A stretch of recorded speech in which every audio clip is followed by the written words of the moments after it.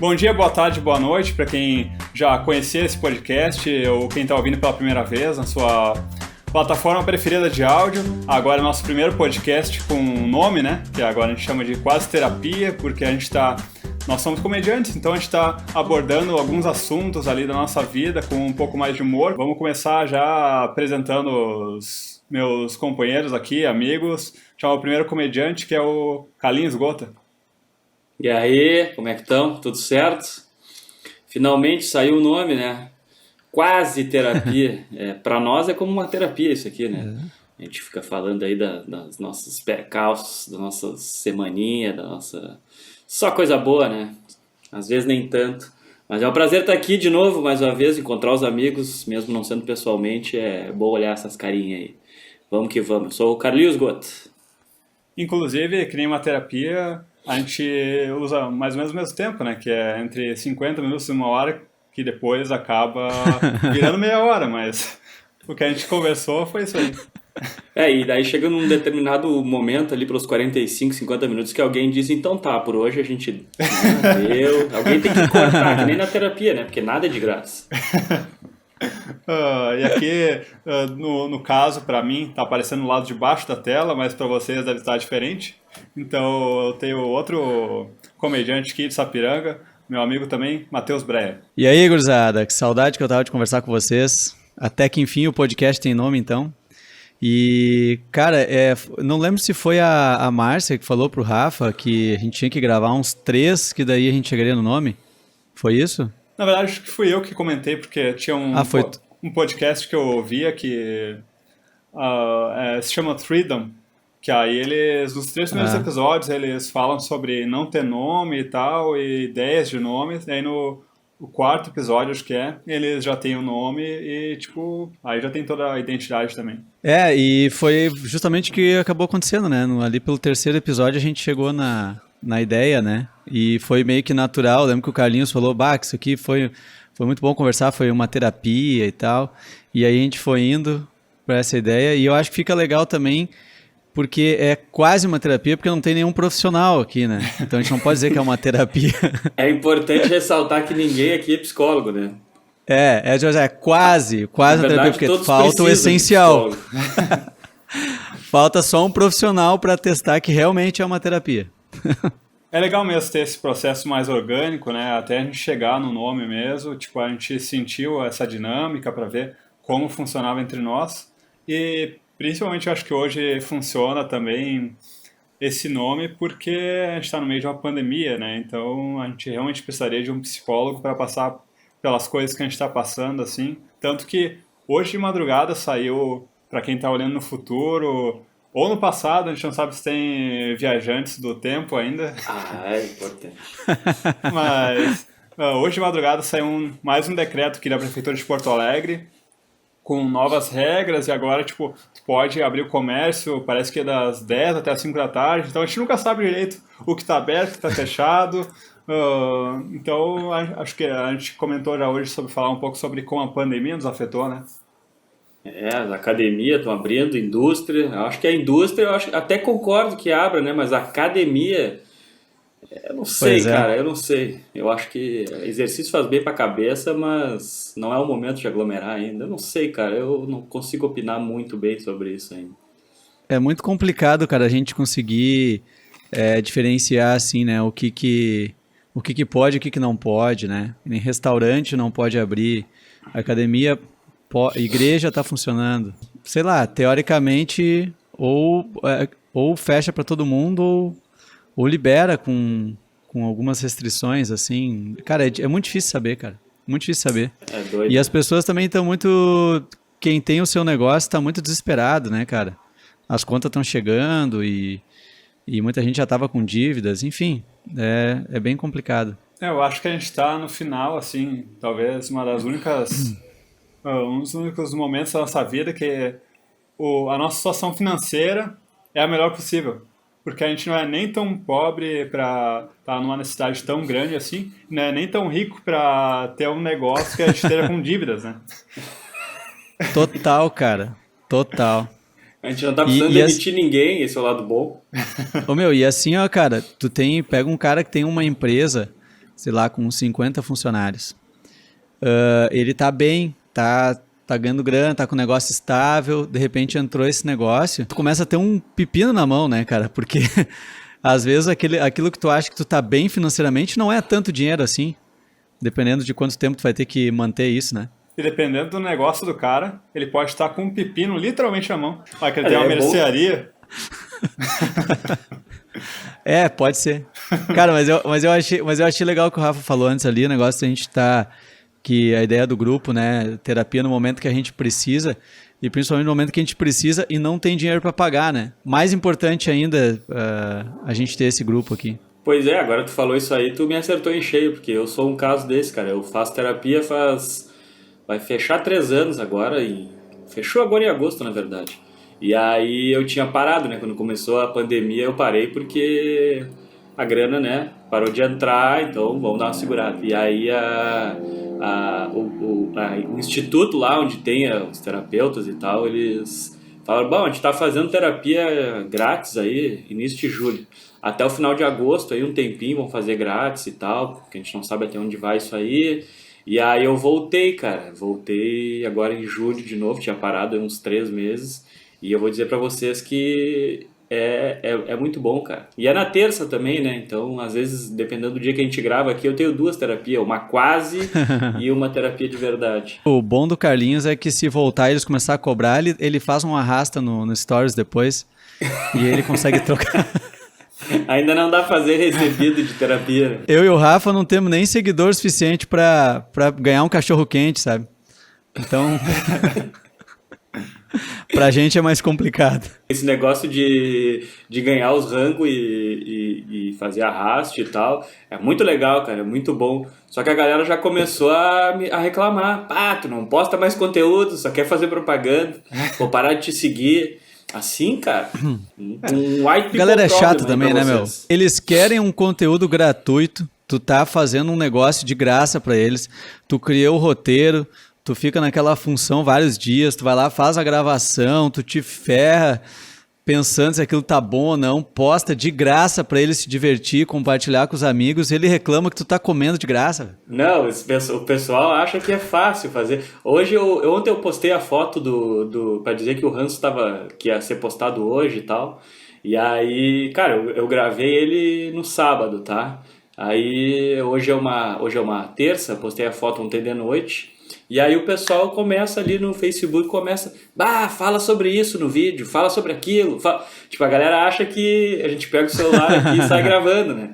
Então, cara, eu entendo, né? A pessoa não sabe como é que é o processo de criação do troço, mas pra quem tá ouvindo, tem um roteiro, eu me cuido pra não falar bobagem, tem todo um troço, então é um trabalhinho, não é fácil, e depende muito da inspiração, né, cara? E isso é um troço que eu até comentei esses dias.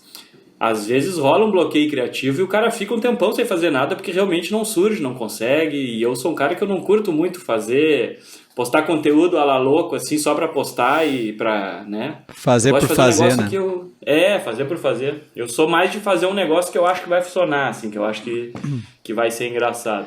Uma coisa que eu acho, assim, é que, tipo, tem esse outro lado. Se a galera acha realmente que tu liga a câmera e fala aquilo ali, assim, aleatório, também tem o lado bom de que tu tá sendo muito natural, entendeu? Isso que eu penso. Eu penso isso em relação ao stand-up também. Às vezes o pessoal chegava e dizia assim, mas tu sobe ali e começa né, contar aquelas histórias ali, mas tu planeja alguma coisa antes? Às vezes a pessoa pergunta... Eu tenho na minha cabeça, cara, é sinal que a gente está realmente passando uma naturalidade, como se estivesse realmente subindo e tirado aquilo da cabeça na hora, né? Tem o lado história, bom né? disso aí, né? O bom stand-up é aquele que parece improvisado, né? Parece que tu tá ali só falando, como se tu estivesse falando num churrasco com os amigos. Mas não, tem muito estudo envolvido, tem meses se planejando para fazer um texto de stand-up. Eu ia perguntar pro Carlinhos, que o Carlinhos comentou que fazia terapia, né? Também ia falar disso aí. Que, tipo, também quem não tá fazendo terapia por falta de grana não precisa se desesperar, porque tem várias iniciativas agora, tipo, dá pra procurar no Google, no Facebook, né? Que tem pessoas dando assistência online e tal. E eu ia falar também isso, que a Márcia, minha namorada, pra quem não conhece a nossa história aí, né? que está chegando no podcast agora, ela faz terapia há muitos anos e diz que mudou a vida dela e tal, então é essencial para ela. E eu vejo pelo Carlinhos que eu nunca fiz, até por essa parte da grana também, eu devia ter visto como prioridade, mas eu acabei, por causa dessa parte da grana, também não indo tanto atrás como eu deveria. Mas eu ia perguntar pro Carlinhos até como isso entrou na vida dele, como a terapia afetou a vida dele. Cara, eu tive uma experiência ruim com terapia quando eu era criança, porque os meus pais se separaram, eu tinha 8 anos de idade, e aí eu fui pra psicólogo, pra terapeuta e tal. E aí eu me lembro que foi uma experiência ruim, assim, eu não queria ir, e aí eu não queria responder aquelas perguntas que uma pessoa estranha e adulta tava me fazendo, sabe? Não me sentia à vontade, assim. E eu me lembro que eu fui poucas vezes e deu, assim, não fui mais. E aí eu sempre fui aquele cara preconceituoso com a terapia, de achar que a terapia é pra quem... Ah, terapia é só pra quem tem problema, terapia é pra quem toma remédio, sabe? Terapia é pra maluco, essas bobagens, assim. E aí eu tava num relacionamento em que a pessoa fazia terapia e ela me falou, bah, quem sabe tu faz. Na época eu não falava com a minha mãe, cara. Na época eu tava sem falar com a minha mãe fazia uns anos. E aí ela disse, tu nitidamente tu tem que resolver isso que tu tem com a tua mãe, quem sabe tu faz terapia. E eu, não, fiquei negando, assim. Daí ela disse, vai, experimenta. Até que um dia eu fui e já na primeira sessão eu me apaixonei pela história da terapia, né, cara? Então... E aí, desde então, eu não parei, assim, faz 3 anos. Eu gosto de dizer que a terapia, cara, é tu pensar em voz alta, sabe? Tipo, tudo aquilo que tu pensa e que sobre alguma coisa ou que tu sente, ali na terapia tu tá falando em voz alta. E quando tu fala em voz alta, que tu escuta o que tu tá dizendo, tu começa a pensar sobre aquilo. E aí tu tem vários insights no meio da terapia. Tu começa a te dar conta de um monte de coisa. Por que eu parei de falar com a minha mãe? Mas o que eu sinto exatamente sobre isso? Tipo, eu não quero mesmo voltar a falar com a minha mãe, eu sinto o quê sobre... Sabe, cara, é muito legal. Então... E é aquela coisa, né? Eu também tinha essa opinião de, é só tu sentar numa mesa de bar e conversar com os amigos. Cara, o amigo, ele te julga porque ele te conhece, ele vai dar uma resposta, às vezes, pra te agradar, pra te deixar bem, ele não vai te questionar como tem que ser questionado. Só que na terapia, não, tu tem uma pessoa profissional que ela vai te dizer, mas por que isso? O que tu sentiu em relação a isso? O que tu pensa sobre isso? Então aquilo ali vai te fazendo entender, assim, sabe? Eu entrei na terapia muito porque eu sou um cara que realmente sou rançoso. Sou um cara com pavio curto, tal, tenho pouca paciência, então eu entrei muito ali para tentar. E a gente, né, tá longe da perfeição, mas eu já noto muitas coisas que hoje eu consigo me dar conta antes de agir, de reagir, assim. Terapia, cara, eu só indico, terapia é autoconhecimento puro.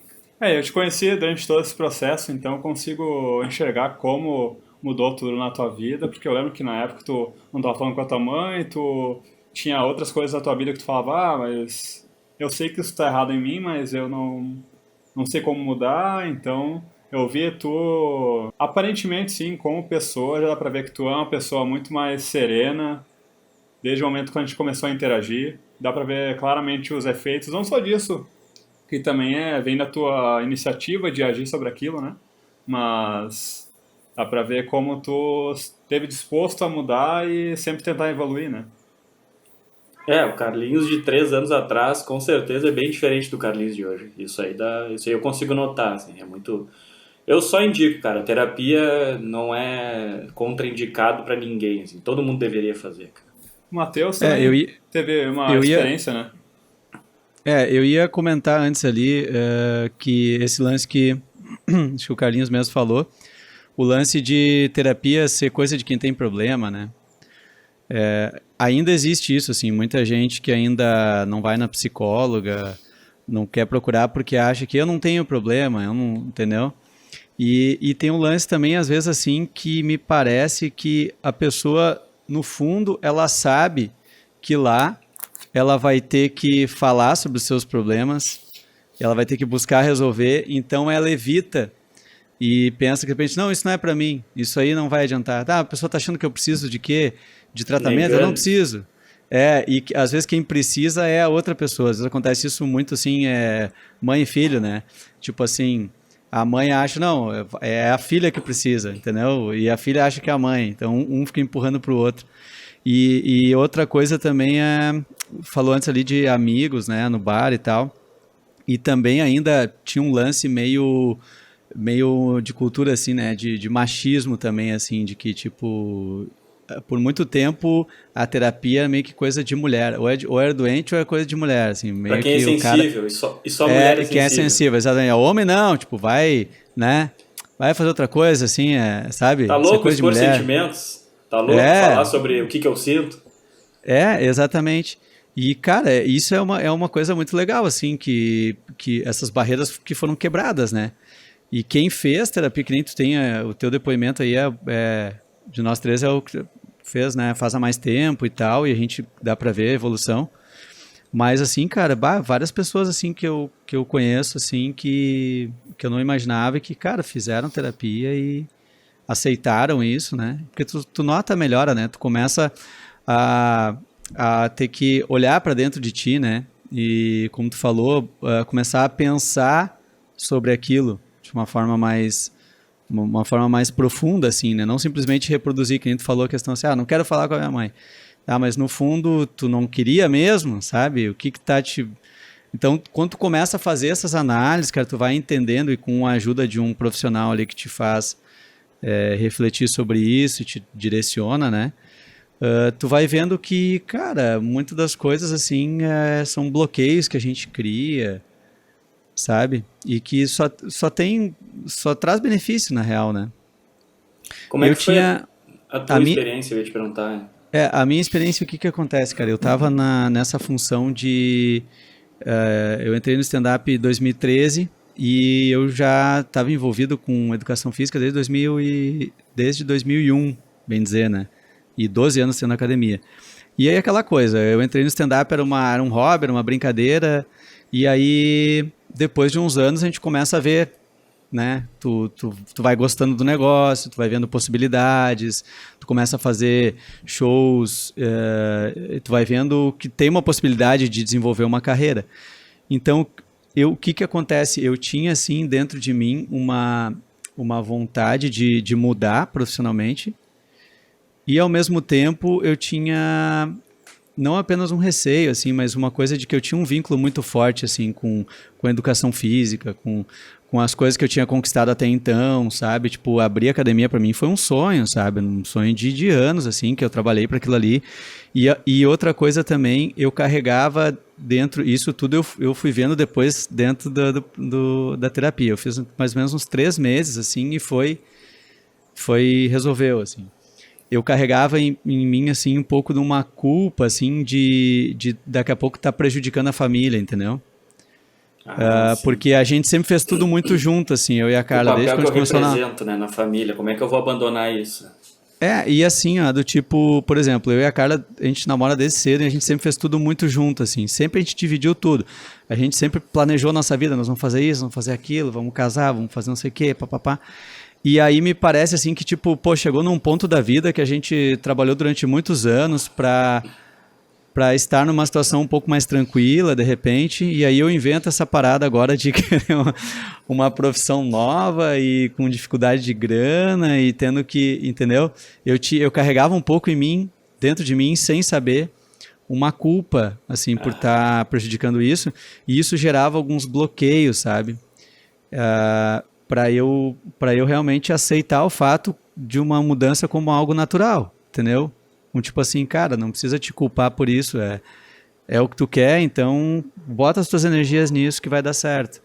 E, cara, pra mim foi bem bom, assim, realmente. Eu considero antes e depois, assim. Como eu Ah, comecei a encarar, tanto que eu saí da terapia, quando eu terminei ali, assim, né, ganhei alta, digamos assim. Eu saí com a certeza de realmente, cara, 2020 eu vou me dedicar. Não sabia que tinha a pandemia, né? Aí, como isso acontece? Aí o cara não quis Vol- assar, não quis cozinhar o morcego antes e aconteceu isso daí. Aí A voltou pra. terapeuta não me, a terapeuta não me falou que ia ter pandemia. A culpa é dela que me fez querer mudar. E aí, como é que Era, ficaram os objetivos de vocês com vocês dois? Eu também, no caso, a gente tem essas aspirações de ser comediante, trabalhar com comédia e tal. como isso ficou agora tendo algo indefinido, que a gente não sabe quando vai voltar. Como vocês se adaptaram com isso nessa época de pandemia? Cara, o meu objetivo esse ano era focar em escrever coisas novas para fazer no palco, para o stand-up, porque eu sou um pouco relutante em escrever e testar coisa nova, eu acabo me acomodando um pouco. Isso é um negócio que eu trato em mim.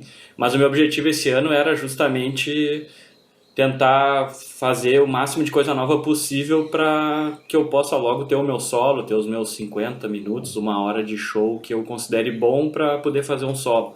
E aí, com a pandemia, eu me frustrei em relação a isso, mas daí acabou que uma vantagem, um hashtag gratidão, é que eu consegui focar nas redes sociais, que também é bastante importante para a nossa carreira, para a gente que quer ter a cara vista, né? Para a gente que quer ter a cara conhecida.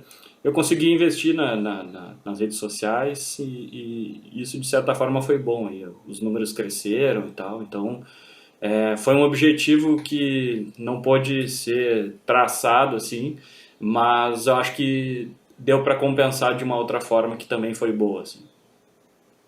O meu planejamento era... eu já tinha um show solo, que eu já estava há um tempo com ele, né? Tava escrevendo coisas novas já. O meu objetivo era... Eu até gravei o meu show solo no passado, o Rafa, que fez a filmagem para mim. E no meu plano estava utilizar esse material agora para tentar um alcance nas redes sociais. Né, usar ali de 8 a 10 vídeos, assim, que eu ia soltando até nesse período agora, digamos, julho e agosto, onde eu calculava, assim, que seria um prazo para eu já ter quase que um show novo, entendeu? Não que eu teria uma preocupação de logo ter um solo, mas que eu ia renovando pelo menos os shows de participação, 15 minutos, 20 minutos, para ir renovando para, de repente, ano que vem ter um show novo. E até talvez fazer mais uma gravação daquele especial e lançar ele, enfim. Então isso foi meio que foi pro saco, né? E é engraçado porque na volta eu penso assim, cara, que tipo, eu gostaria de voltar com material novo, só que a gente vai ter que fazer todo um trabalho do zero de novo, se tu quiser começar com um material, né, novo totalmente. Eu acho que a gente vai ter que retomar com aquele esquema de usar algumas piadas fortes, garantidas que a gente tinha, talvez o material mais recente criado, e começar a inserir o texto novo no meio, né? O problema é isso, né? Até que ponto tu ainda sente vontade ou é relevante esse material que a gente tinha antes, depois que o mundo passou por uma transformação tão grande assim, né? Exato, eu penso isso ali, assim, tipo, só a título de dar uma segurança nas apresentações para testar material novo, né? E assim, né, cara, quanto tempo a gente não faz uma apresentação, né? Aquela segurança, aquele ritmo que a gente... Não que a gente fazia muito show antes. mas toda hora tava tendo alguma coisa, assim, né? E, enfim, o tava sempre meio que, né, de prontidão, assim. Aquele frio na barriga antes de entrar no palco, agora vai ser um frio no corpo inteiro, cara, com certeza. Meu Deus. Eu acho que em algum ponto, eu não sei se o melhor ainda é pensar no lado positivo, que por necessidade e por, às vezes, tipo, uma estagnação, assim, a gente parou para repensar também o que a gente estava fazendo, né? Se só isso era bastante pra gente. Por exemplo, o Matheus descobriu o podcast, o Carlinhos está trabalhando em outro formato de comédia, então eu acho que em algum ponto isso é bom porque nos mostra que a gente não é só aquilo, né? A gente não é só aquele comediante que está em cima do palco. Se a gente tem capacidade de fazer uma coisa, a gente tem capacidade de fazer mais um monte de coisas, não precisa se limitar só a ser um comediante de stand-up. É o lance de reaprender, né? Tu tá naquela situação, o que eu vou fazer agora? Então, o que a gente pode fazer é se reinventar, né? Mas eu não sei de vocês, assim, mas lógico, eu tenho o objetivo de trabalhar com comédia e viver de comédia. Mas se eu fosse dizer pra vocês, assim, o que é o lance mesmo, pra mim é o lance de ter público em show, sabe? O stand-up, pra mim, ele tá sempre na frente. A minha primeira experiência... com comédia foi fazendo stand-up, assim, que eu me envolvi, né, com os open mic, aquele tempo e tudo, E é o que eu curto, o que eu mais curto fazer, sabe? Eu vejo assim pra mim, participar de outras coisas é legal. Curto também como programas de comédia, enfim, escrever roteiros, isso tudo é massa, mas me parece que no fundo eu tenho tudo uma finalidade de ter galera indo nos meus shows. Não Cara, sei de vocês.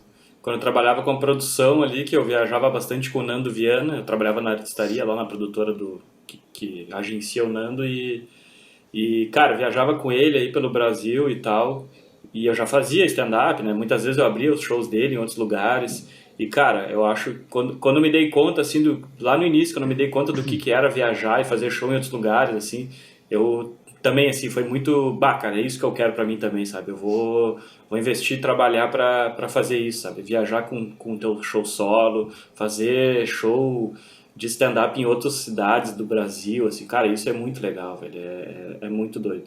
Realmente, acho que esse é o tronco da árvore e o que vier em volta de vídeo, não sei o que, são os galhos, mas acho que o foco realmente é fazer show de stand-up e tá no palco sempre. O que eu penso sobre a comédia pra mim eu nunca. Eu acho que no começo eu me vi como comediante stand-up assim mesmo, mas antes de começar a acompanhar stand-up eu já gostava de assistir sketches, SNL, esse tipo de coisa, então pra mim até tanto na época do um quarto lá, a gente já fazia shows que envolviam stand-up, mas a gente colocava sketches no meio, então eu sempre gostei desse negócio do audiovisual também, de fazer roteiros, e esse negócio da pandemia pra mim foi até meio que um empurrão pra me permitir tentar outras coisas, porque quando a gente está há muito tempo, esse ano eu vou completar 10 anos fazendo stand-up, então quando a gente está há muito tempo fazendo alguma coisa, a gente acha que a gente só pode fazer aquilo, né?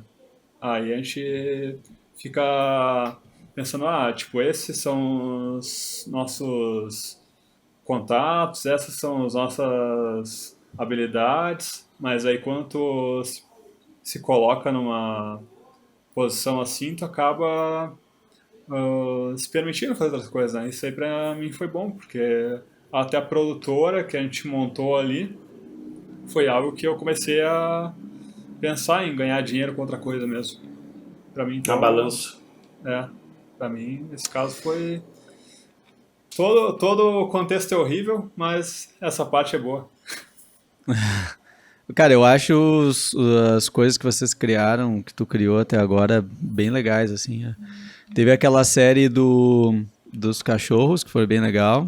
Muito boa, quatro Ah, cachorros. inclusive tem uma da terapia, né? Já que nós falamos de terapia, que também é Ah, bem sim. boa, que é... Como é que é o nome mesmo? Terapia pela metade do preço.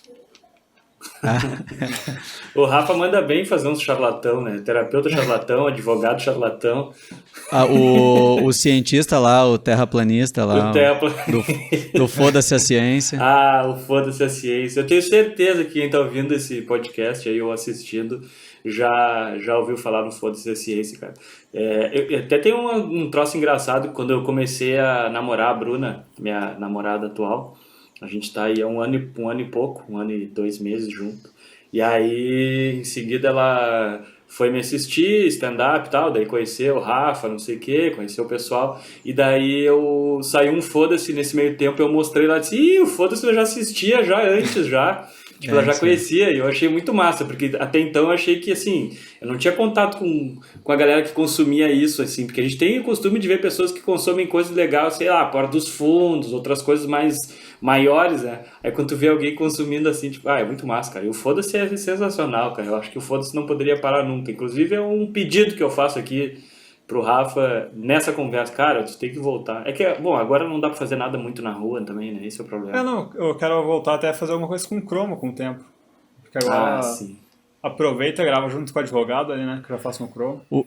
O Foda-se teve uns vídeos que tiveram bastante alcance na época de um quarto, né? Na época de um quarto a gente tinha, tipo, postava, teve uns com 700, 800 compartilhamentos lá, ele ia muito bem assim.